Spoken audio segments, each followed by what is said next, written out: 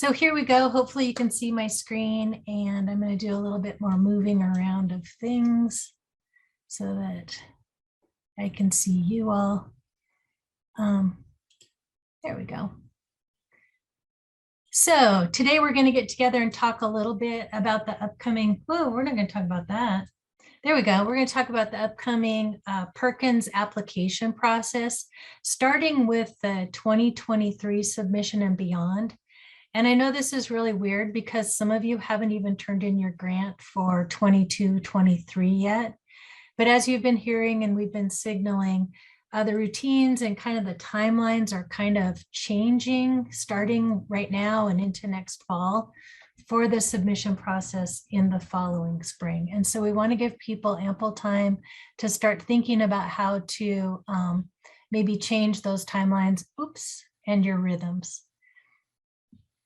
So let's see, this presentation is really specific around the CTE Regional Consortia and how that process will work.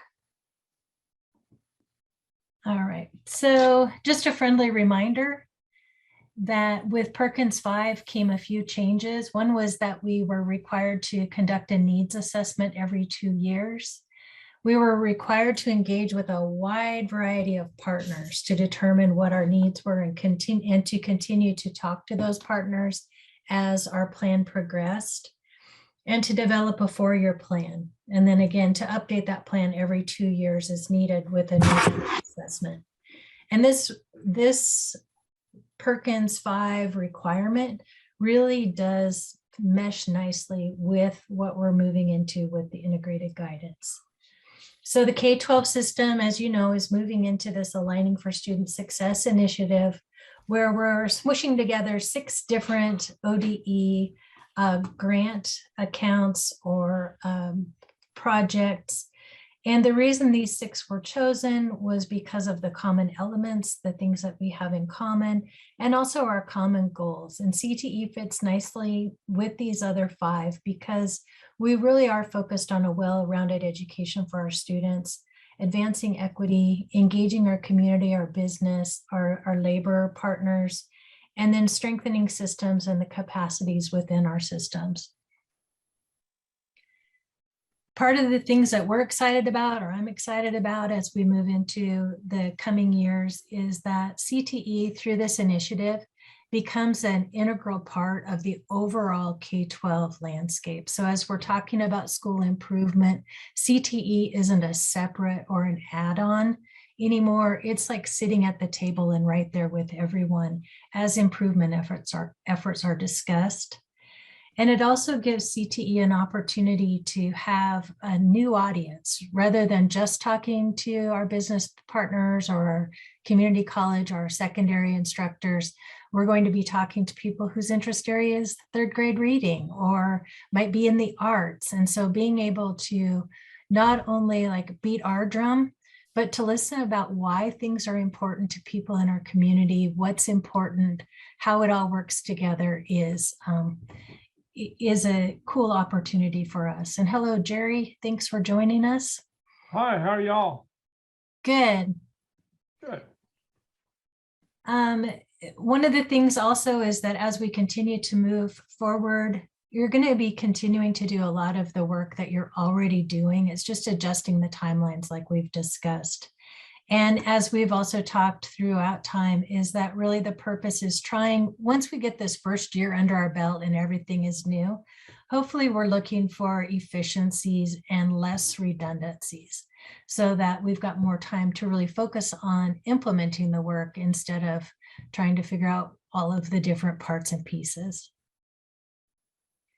So as we go through, there's a couple of things you might be thinking about. I'm sure there's a bazillion other things you're going to be thinking about, but maybe how are you going to share this information with your member districts, or how could we support you in sharing this information with your member districts? And then also, other than that LMI work that you're already doing and will be doing into the fall, what other supports would be helpful? So here we go. Again, we're focusing on just kind of that Perkins nuts and bolts. What does this look like First, we're going to talk about the engagement and the needs assessment process. So the Perkins law says that every Perkins recipient must conduct a needs assessment, and it actually is whether they're part of a consortia or not. And this was something that we had some discussion about internally, because it was like, well, if you're a member of a consortia, you don't have to do the needs assessment. You know, it's done at the regional level. But the law actually says that the needs assessment should be conducted for anybody who benefits from Perkins funding. And so you're welcome to check that in the law, but all of your member districts also benefit from the Perkins funding. So they should have been part of your regional needs assessment when you did that 2 years ago or more recently, right? So this isn't really a change, it's just kind of a shift in how we're going to look at it. Also, there's a requirement in the Perkins law that we're going to engage a whole bunch of people. And one of the things that we have been asking our districts to do, but we're not really sure how well it has been adhered to, is that regardless of who you are, whether you're a direct college, a direct secondary, that you would share the information from the needs assessment with the regional coordinator so that that could be rolled up into the regional reserve grant. So just as a reminder, here are those bazillion community partners, CTE educators, both at the secondary and post-secondary level. This includes not only instructors, but also advisors, counselors, administrators, local workforce development board members, a range of local or regional business or industry, students and parents, focal students and parents, and those working with focal students, and I'll talk more about this later, representatives of local or regional agencies serving out-of-school youth, homeless children, and at-risk youth, representatives of the tribes, and other partners as required by the state or local administration. So as we move forward with the integrated guidance, all secondary and post-secondary consortium members will each conduct an integrated needs assessment as part of their overall district improvement efforts. And all of the secondary and post-secondary consortium members will engage each of the required partners. The CTE regional coordinator will be assisting those consortium members with the engagement strategies and activities, and will provide information, presentations, and materials to aid in the engagement and needs assessment processes.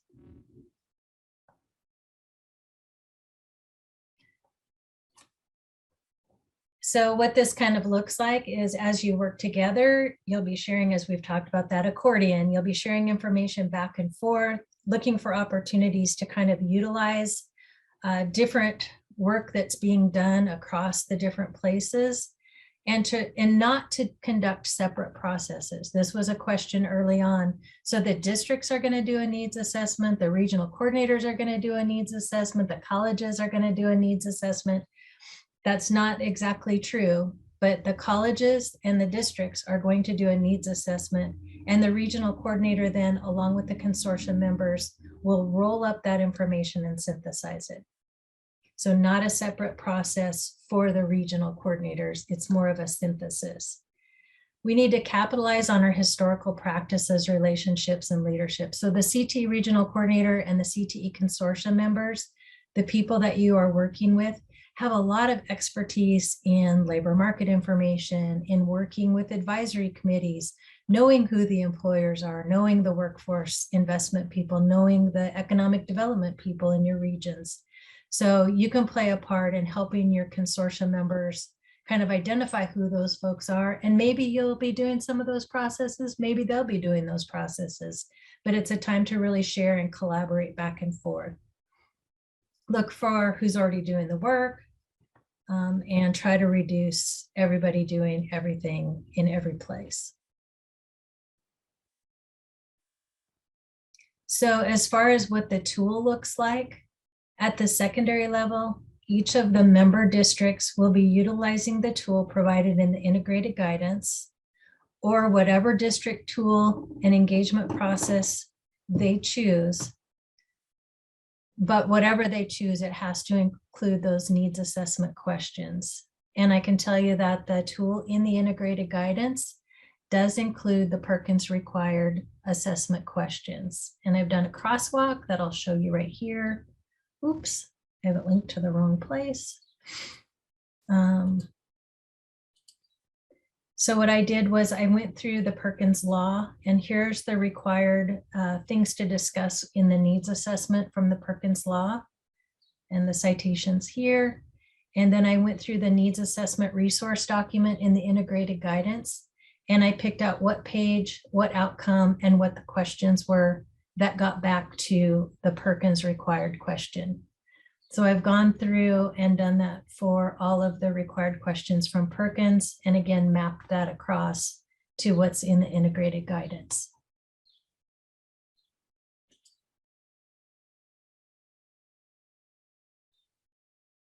For the post-secondary consortia members that you might have in your consortia, they will have a new post-secondary CTE needs assessment tool that's being developed by HEC CCWD, and will be specific to like the institutional language and needs and processes that are already in place.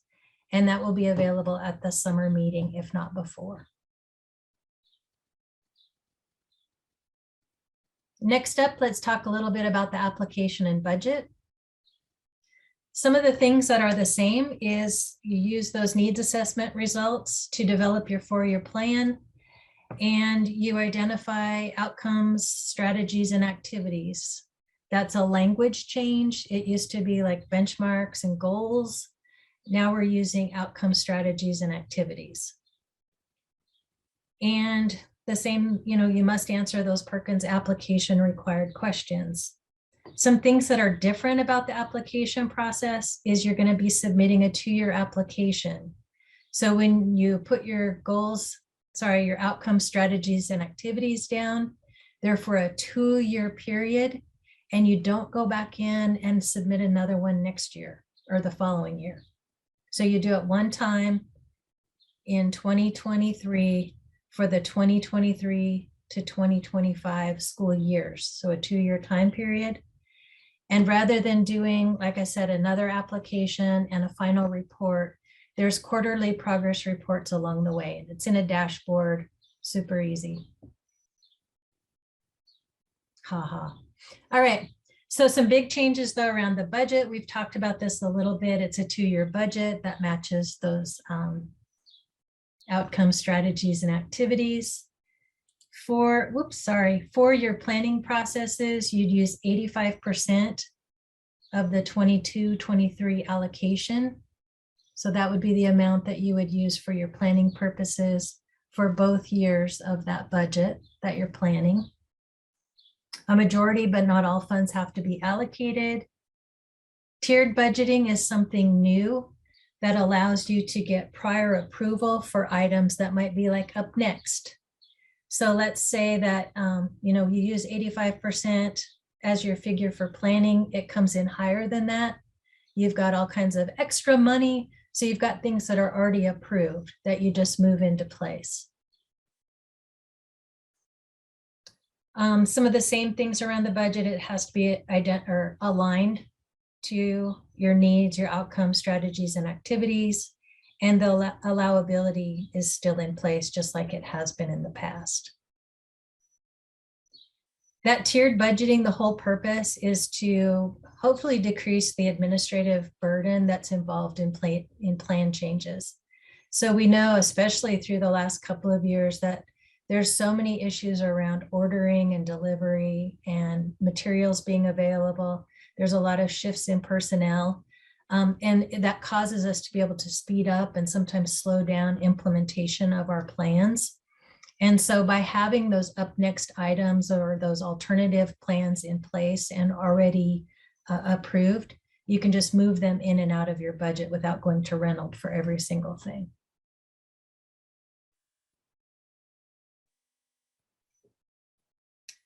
So this is kind of where it gets even a little bit more squishy, and hopefully this helps kind of line it out for you.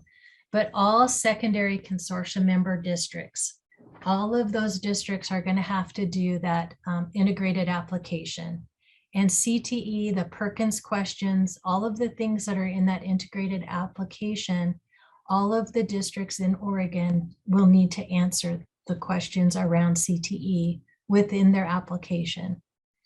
This is good because it helps ensure that we're sitting at the table, right? We're discussed, we're part of that district plan. It goes to their board. So CTE is embedded in there. And again, there's a crosswalk that I've done around to make sure that the application questions in the integrated guidance and the integrated application are this meet the requirements of Perkins. So here are the Perkins required questions, and here's where it shows up in the application. So there was a question early on about, can we feel comfortable that if they do that, that they are meeting all of the requirements? And the answer is, I can feel comfortable with that. I could stand in front of Jose tomorrow and point to him where those questions are asked and where the districts are expected to answer them. The application for your member districts requires budget approval. Like I said, it's submitted in March of 2023. And those applications will be shared with you. We're trying to develop a dashboard so that you can see them without them having to give you anything. And that's the intent of our work with the Smart Sheets people. So around the budget, again, the consortia members, all of the school districts in the state are going to have all 6 program budgets included in their district application. They will not be able to denote any amount of Perkins funds that they're going to use because they're not the fiscal agent for those funds. You are. They will be able to say that they are anticipating Perkins funds, that they've gone through some regional processes, and that they think that, that CTE funding can be used through that regional application. And so they can denote that for district planning purposes. So it does not guarantee that that's going to make it into the regional basic budget, but they can say, hey, we're planning to do these couple of things in concert with our high school success money to forward this initiative. The post-secondary consortia members don't have a separate application or a budget. So the information they provide to you through their needs assessment, and then when they come participate in your regional consortia meetings, that's when their needs will be heard and addressed. So in developing the Perkins Consortia application, okay, they've already submitted their application in March. Your application is not due till June. So during the time all the way up until March, you can be a part of this conversation, working through what the needs are. But in order to get your application for the consortia done, the regional coordinator is going to partner with synthesizing all of the information into a regional application, lead the development of the application and the budget, and retain all fiscal responsibilities.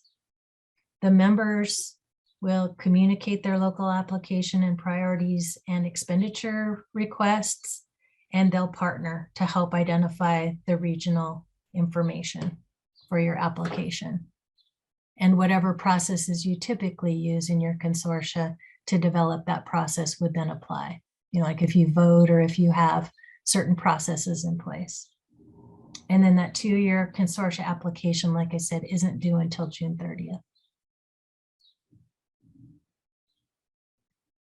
Something that would be super helpful for your member districts is if you're having consortia meetings throughout the fall and the winter, if you can start kind of identifying some of those regional priorities, so you can give them kind of an idea and a nod that, yeah, it looks like we're going to be, going this direction with our CTE funding this year, our Perkins funding. So you can go ahead and put that X in your budget.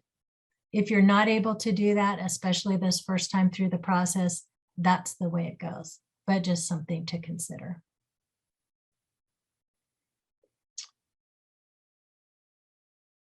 So I'm going to keep talking for a few minutes. just to give you some ideas or some things to consider while we're preparing for the change. And then we'll stop in, it's probably about 5 more minutes of me talking, and then we'll have some chance for you to ask some questions or to ponder on some of the things that we've said. So one of the shifts that we've signaled is that we're going from the use of the term special populations to focal student groups. Special populations is the term used in the federal legislation. Focal student groups is the language used in Oregon legislation. So we're trying to get our work aligned, again, through this Aligning for Student Success initiative. So focal students are listed here. So students of color, students with disabilities, LGBTQ, 2SIA plus students, emerging bilingual students, students navigating poverty, homelessness, and foster care, migrant students, recent arrivals, incarcerated and detained youth and adults, and other students who have historically experienced disparities in our schools. So I've kind of bolded the ones that are called out specifically in Perkins.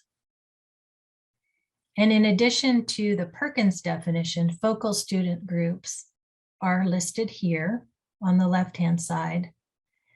And focal student groups don't specifically call out some of our Perkins special pops. So non-trad, and for those that might be a little bit new, that's non-traditional by gender.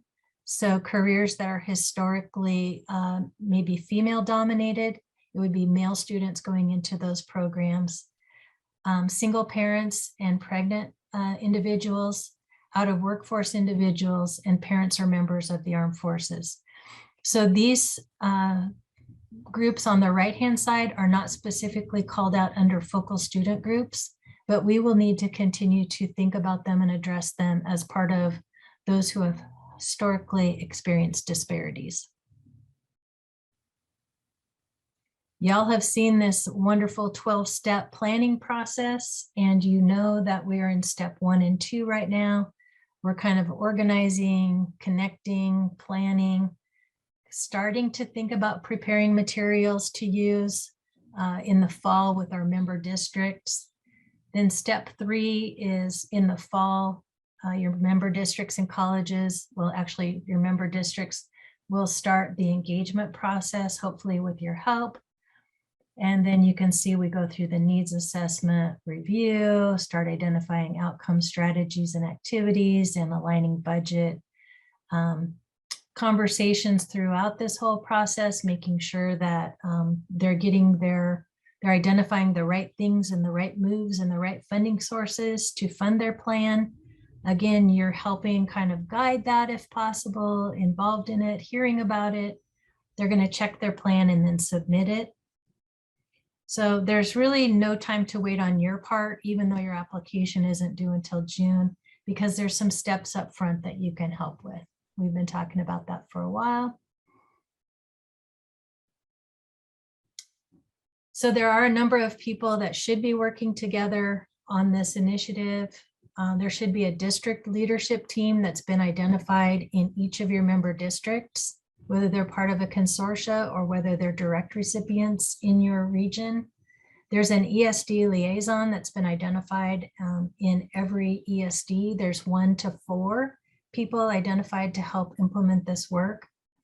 There's the CTE district leadership contact, the people you've been working with. There's you all.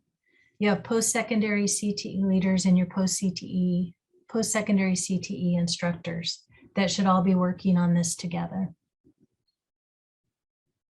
Some things to find out and prepare for. Who's on the district leadership teams, right? In your member districts, who are those people? Is there someone from CTE on those district leadership teams? And if not, how can you be of service to help make sure they've got the information at those district level meetings? What engagement strategies can you recommend to ensure all the required partners are included? You've got a long history of engaging people the districts have no idea who they even are. So how can you, what could you recommend to help make sure that everybody is engaged? And I think there's opportunities for you to offer, like to facilitate regional engagements, right? so that there's not one in every community. We've talked about that before. Always, kind of read up, brush up, and make sure you know what the requirements are. Don't assume or jump to conclusions. Kind of read that for yourself to the best that you can, and help make sure that you understand kind of what those requirements are.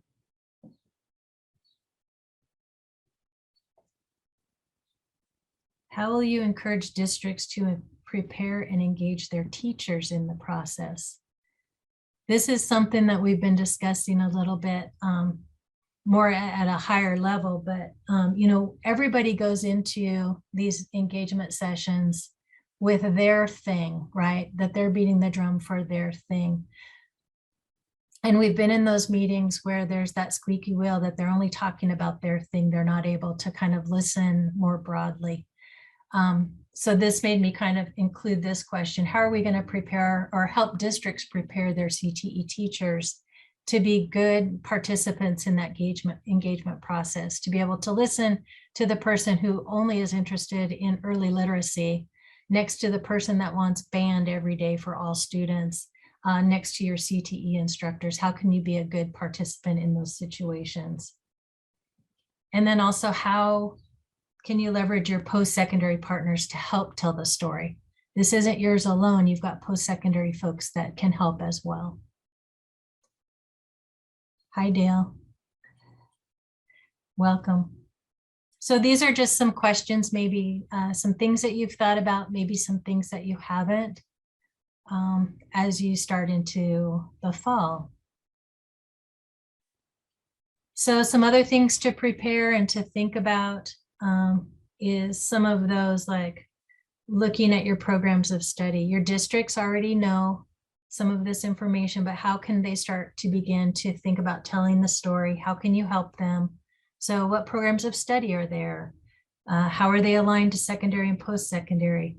There's a lot of questions in the integrated guidance about post-secondary alignment, like what college courses are available, how are students accessing that. So being able to have that information up front about your programs would be super helpful. Alignment to industry and economic need. And then if you've got roadmaps, those would be super helpful to get out and brush up. Also, data, right? We've got some data around our students. And this is a place where I think we feel kind of uncomfortable because we know our Perkins performance data is not good this year. And I think we could argue that about our data that we've submitted this over the couple of years of the pandemic, right? We don't have students in school. We didn't have good results.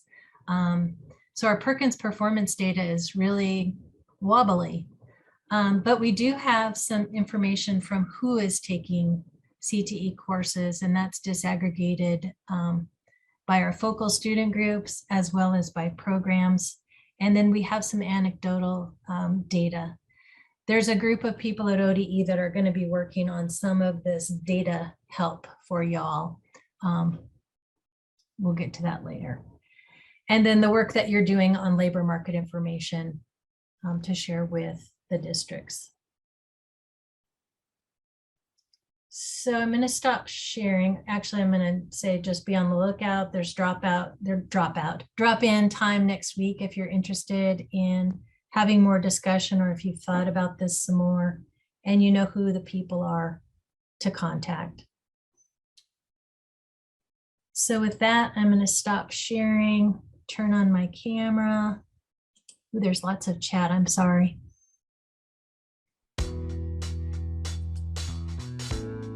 All right. So just reading for the chat. Well, thank you guys. I'm glad that you feel like this is helpful.